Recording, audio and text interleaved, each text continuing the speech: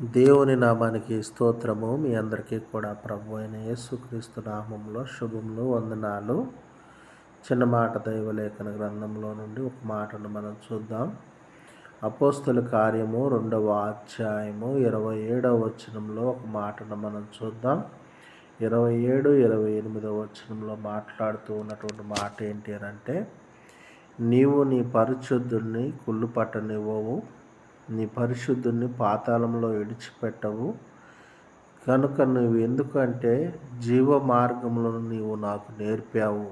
కనుక జీవ మార్గము చేత పరలోక రాజ్యమును, జీవమును, ఈ లోకమును, నా శరీరమును సమస్తమును విడిచిపెట్టవు. కనుక నీవు నన్ను పాతాళంలో విడిచిపెట్టగా జీవ మార్గంలో నిలబెట్టే దేవుడవని నేను నిన్ను నమ్ముచున్నాను అని దావీదు మహారాజు మాట్లాడుతూ ఉంటాడు.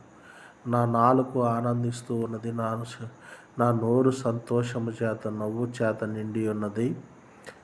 నా శరీరమైనను నా నోరైనను నన్ను స్థిరముగా నిలబెట్టువాడు నీవే. ఆమేన్, హల్లెలూయా.